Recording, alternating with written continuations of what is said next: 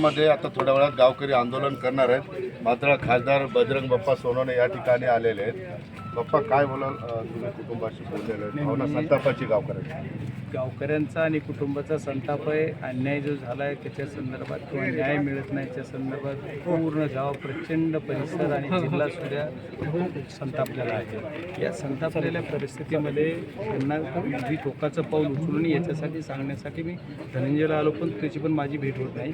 बाकीचे सर्वांशी बोललो आहे. गावकऱ्यांनी सुद्धा उद्या आंदोलनाची आणखी हाक दिलेली आहे. आज स्वतः धनंजयने दिली, तर तो धनंजय पण माझ्याकडे पण येणार की मी समजावून सांगेल याच्यासाठीच मला भेटणं नाही काय मला कळणं, पण तू भेट नाही पप्पाला मी भेटणार नाही असं तो बोललं की आता नाही, आता माझी पप्पाची भेट होत नाही. निर्धार ठाम केलेला आहे. मी त्याचा अर्थ असा की तुम्हाला भेटणं नाही याचा अर्थच तो ना, की आता मी पप्पाला भेटणार नाही, आताच पप्पाला माफ करा म्हणून असं बोललं. तुम्हाला निरोप आला तर ठीक आहे. आता मग मी बोललो त्याच्या भावना मी काही करतो, पण माझी विनंती आहे की टोकाचं पाऊल कुठलं उचलायचं नाही. आपण सर्वजण साहेब आपण एकत्रित करते हा लढा लढायचा आहे असं मी कुटुंबाला, बाकी यांना पोरांना पण सांगतोय आणि गावकऱ्यांना पण सांगणार आहे. मी 1 तासात परत आणखी येणार आहे. 1 तास मी सर्व यंत्रणेला SP-ना जाऊन भेटणार आहे आता, किंवा अशी परिस्थिती एवढी हाताच्या बाहेर परिस्थिती जात असताना तुमचं याच्यावर काय आहे SP-ना पण बोलतो. पण बाप्पा, जबाबामध्ये धनंजय देशमुख आणि महेश संतोष अण्णांची पत्नी दोघांनीही वाल्मिक कराडचं नाव घेतलेलं आहे धमक्यांच्या बाबतीत. हो, मग आता त्यांनी माझ्या जीवाला धोका आहे असं म्हणलं होतं संतोष अण्णांनी, असं त्यांनी जबाबात म्हणलं आहे. तरी मग आणखी याचं नाव काय येत नाही हे मला कळत नाही. याच्यात काय कारण आहे, ही पोलीस यंत्रणा काय करते जबाबात? मग तुम्ही पोलीस यंत्रणा तपासच करायचं ना, तर यांच्या जबाबाच्या आधारे तू नाव ॲड करून पुन्हा तपास करणं काय करायचं, पण नाव ॲड काय करते हे मला मी SP-ना विचारणार आहे. त्याच्यानंतर आपण बोलूया. मला माध्यमाशी बोलणार आहे. प्रेसची घोषणा केली, मी प्रेसला बोलणार आहे, पण मला प्रेसवाले आता इथं हा घटना आल्यामुळे प्रेसवाले बोलले नाही, तर मी 11 वाजता आता बीडला प्रेस घेणार होतो. खुलासे आहेत काही? हो, सर्व खुलासे आहेत. सर्व गोष्टीची आमची मागणी, आम्ही सर्व काही गोष्टी करायला एक टाईम आता नंतर आपण अर्धा 1 तासात ठरवूया. बीडला SP-ना भेटून परत येतो आणि आल्याच्या नंतर आपण ठरवू. मी तुम्हाला गावकऱ्यांना शांत करणं शक्य 100% शांत करायचा प्रयत्न करणार आहे. सगळं गाव माझंच आहे. गाव सर्व एकजुटीनं या प्रकरणाच्या मागे आंदोलन म्हणून यांना आम्ही हे करू, आम्ही शांत करू, पण पोलीस यंत्रणेनं आम्हाला त्याची साथ दिली पाहिजे. अण्णा धनंजय नाही म्हटले भेटायला तर तुम्ही थोडे भावनिक? नाही, भावनिक म्हणजे आता कसं होणार, म्हणजे एक आपला एवढा लहान भाऊ आहे की ते मला भेटायला नाही म्हणतो, मी त्याच्या जीवाचं संरक्षण करणं माझी जबाबदारी लोकप्रतिनिधी म्हणून. पोलीस यंत्रणेला तर वाटत ना सर, त्याच्यामुळे मी जिथून उठतोय त्याचं कारण मी वेळेला बोलू शकत नाही, पण मला तो बघायचा आहे कुठे आहे. खूप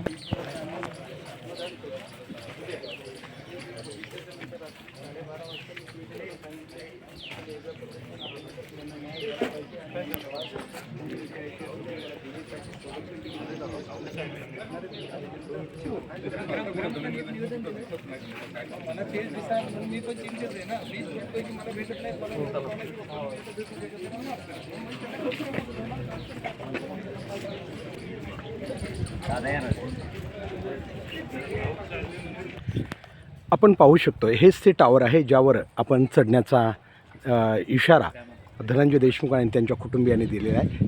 हेच ते मोबाईलचं टावर आहे आणि त्यामुळेच कदाचित आपण पाहू शकतो आहे की या टावरच्या चोही बाजूनं या ठिकाणी मोठा पोलीस बंदोबस्त तैनात करण्यात आलेला आहे. आपण बघू शकताय अगदी मुख्य रस्त्याला आपण पुढं बीड अंबेजोगाई तो हा जो महामार्ग आहे त्या ठिकाणी पोलिसांचं मुख्य व्हॅन पुढं दिसते आपल्याला. ती व्हॅन त्या साईडला आहे आणि अलीकडं या टावरच्या सगळ्या बाजूला हे पोलीस बंदोबस्तही मोठ्या प्रमाणात तैनात करण्यात आलेला आहे. कारण धनंजय देशमुख जे सरपंच संतोष देशमुख यांचे बंधू आहेत आणि त्यांच्या कुटुंबियांनी याच टावरवर चढण्याचा इशारा आज 13 जानेवारी रोजी सकाळी 10 वाजता दिलेला आहे. विशेष म्हणजे आत्ताच बजरंग बाप्पा सोनवणे खासदार यांनी या ठिकाणी भेट दिली. ते खरं तर कुटुंबियाला हेच सांगायला आले होते की असा काही निर्णय आपण घ्यायचा नाही आहे, कारण आपण लढायचं आहे, आपलं जीवन संपवायचं नाही.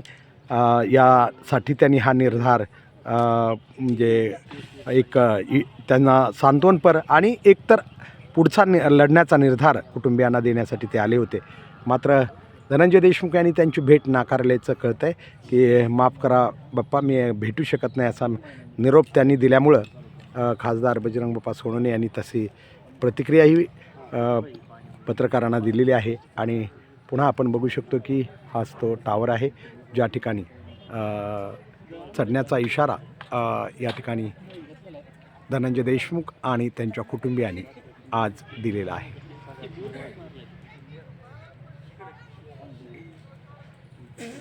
या टावरच्या आसपास चौकडूनच आपण बघतोय पोलीस बंदोबस्त लावण्यात आलेला आहे.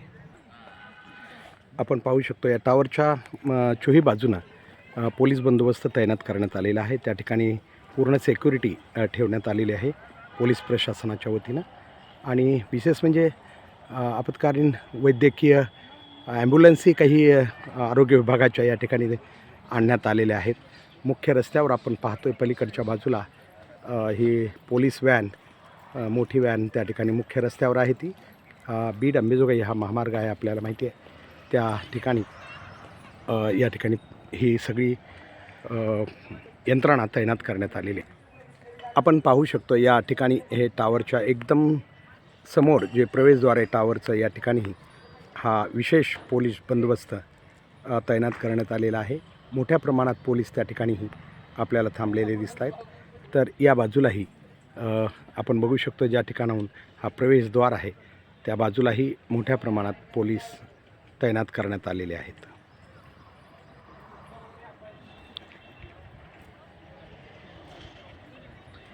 एकूणच मसाजोगमध्ये आत्ता या वेळेला थोडी परिस्थिती तणावपूर्णच म्हणूया, कारण नेमकं कुटुंबीय आणि ग्रामस्थ काय निर्णय घेतात याकडे सर्वांचं लक्ष आहे. कुटुंबियांनी आज टावरवर चढण्याचा इशारा दिलेला आहे.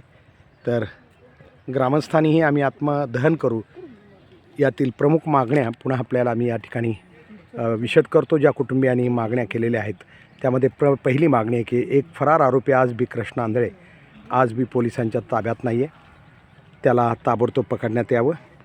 त्याचबरोबर इतर मागण्यामध्ये CID आणि SITचा जो सध्या चौकशी आहे ती चौकशी तपास हा योग्य दिशेनं चाललेला नाही असं कुटुंबियांचा आरोप आहे. कारण अनेक गोष्टीमध्ये ज्या घटना घडत आहेत न्यायालयामध्ये खास करून, त्यावरून हा तपास कुठंतरी अतिशय लूज होतो आहे असं एकूण कुटुंबियांचं मत आहे.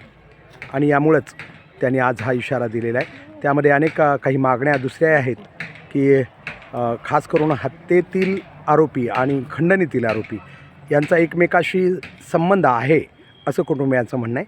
त्यामुळं जे खंडणीतील गुन्हेगार आहेत तेही आरोपी 302मध्ये अर्थात हत्येच्या प्रकरणामध्ये त्यांचंही नाव येणं अपेक्षित आहे. मात्र अगोदर सांगितण्यात आलं होतं CIDच्या वगैरे याच्याकडून की आता हे होऊ शकतं, कारण काही मोबाईलवर तशी माहिती मिळाल्याचं, एकमेकाला संपर्क झाल्याचं सांगण्यात आलं होतं. प्रसिद्धी माध्यमातही या गोष्टी आल्या होत्या. मात्र आता प्रत्यक्षात त्या दिसत नाही आहेत. त्यामुळं तपास कुठंतरी वेगळ्या दिशेने जातो आहे की काय असं कुटुंबियांना भीती वाटते.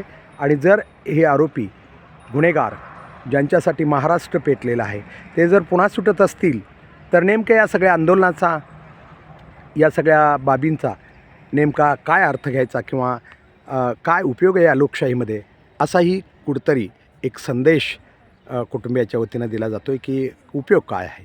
जर गुन्हेगार पूर्ण सुटत असतील, ज्या गुन्हेगारांनी हे कट कारस्थान केलं ते जर सही सलामत सुटत असतील तर नेमकं ठीक आहे, ज्याने हत्या केली ते तर पकडले गेलेले आहेत, मात्र ते खरे सूत्रधार नाही आहेत. हत्या करायला लावणारे, हत्येसाठी प्रवृत्त करणारे जे खरे आरोपी आहेत त्यांना पकडलं जावं असं त्यांचं मत आहे. एकूणच परिस्थिती अशी आहे या ठिकाणची. आपण बघू शकतो आहे मोठा पोलीस बंदोबस्त या ठिकाणी आहे.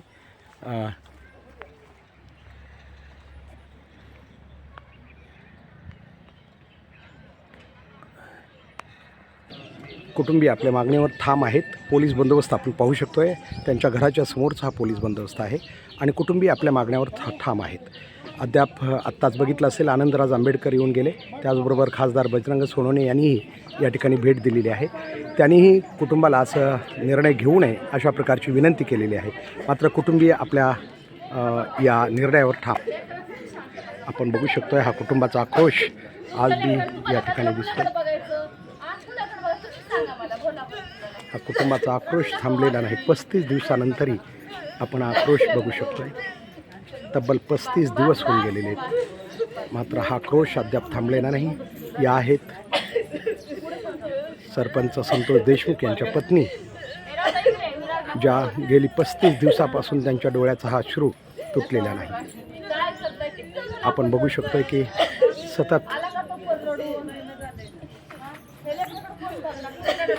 त्यांचा हा शोक दुःख त्या अद्याप थोडंही विसरलेले नाही आणि त्यामुळेच आज बघतो आपण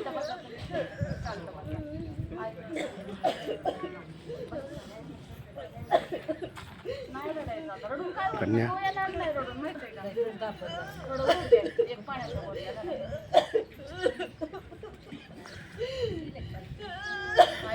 आई शांत बस.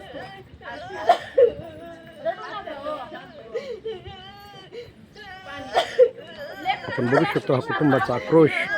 शासनानं ऐकावा हा आक्रोश. तपास यंत्रणेही नाही, हा आक्रोश ऐकणं गरजेचं आहे.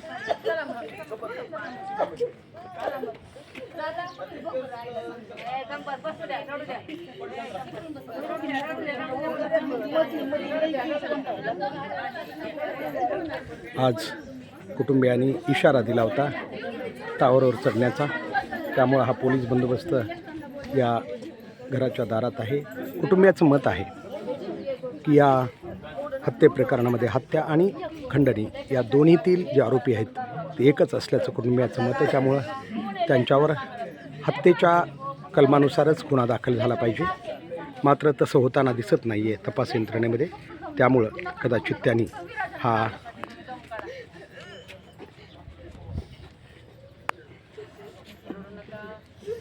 आपण बघू शकतोय पत्नीचा आक्रोश, वियोग.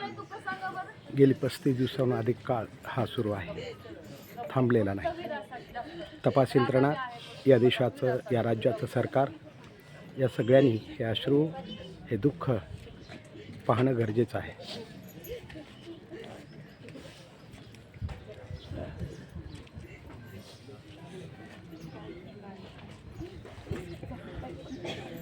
कुटुंबियाच्या अन्य मागण्यामध्ये आपण बघितलं असेल की कुटुंबियाचं मत आहे की या प्रकरणामध्ये आता ॲडव्होकेट उज्ज्वल निकम किंवा मान शिंदे, ॲडव्होकेट मान शिंदे यांचं नियुक्ती करावी. त्या व्यतिरिक्त कुमावत साहेबासारखा अधिकारी SITमध्ये सहभागी करावा, ही मागणी कुटुंबियांची आहे.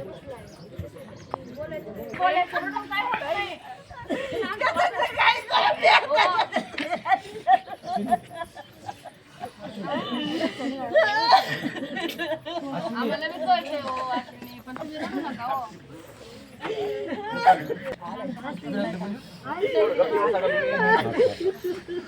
विराटला बोलवा, शांत बस.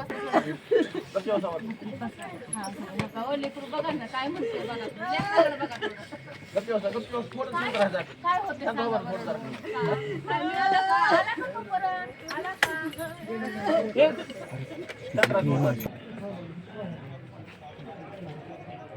आपण पाहिलं असेल गेली 35 दिवसापासून ही प्रतिमा या ठिकाणी न्याय पाहिजे या मागणीसाठी कुटुंबियाच्या वतीनं लावण्यात आलेली आहे. आणि आज बी न्याय कुटुंबियांना पूर्ण मिळालेला नाही. एक आरोपी आज बी अद्याप अटक नाही आहे. कृष्ण आंधळे नावाचा हा आरोपी आज बी पोलीस अटकेपासून दूर आहे.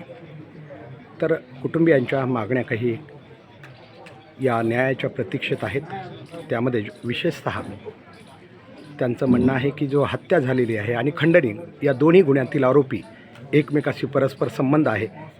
त्यामुळं तपास यंत्रणेनं त्यांना एकत्र एकाच कलमाखाली घेणं आवश्यक आहे. 302च्या कलमाखाली त्यांना घ्यावं अशी अपेक्षा कुटुंबियांनी केलेली आहे. त्याचबरोबर या घटनेमध्ये या तपासासाठी तपास अधिक चांगला व्हावा यासाठी ॲडव्होकेट उज्ज्वल निकम आणि ॲडव्होकेट मानी शिंदे यापैकी चांगल्या वकिलाची नियुक्ती करावी.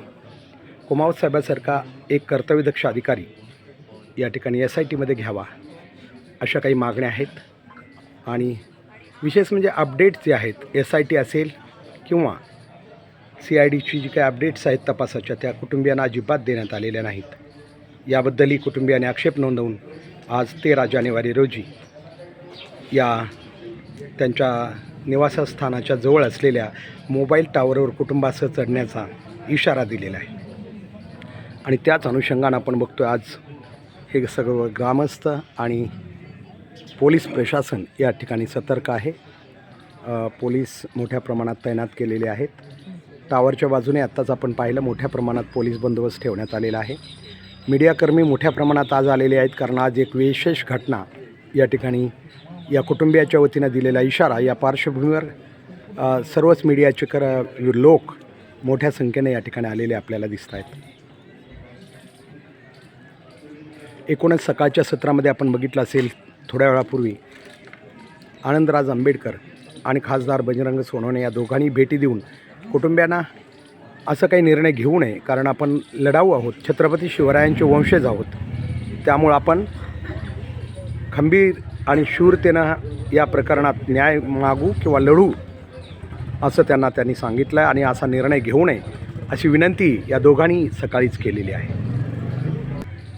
मात्र कुटुंबीय अद्याप आपल्या निर्णयावर ठाम आहे. आपण पाहणार आहोत की नेमकं पुढं आता त्यांचा निर्णय काय होतो.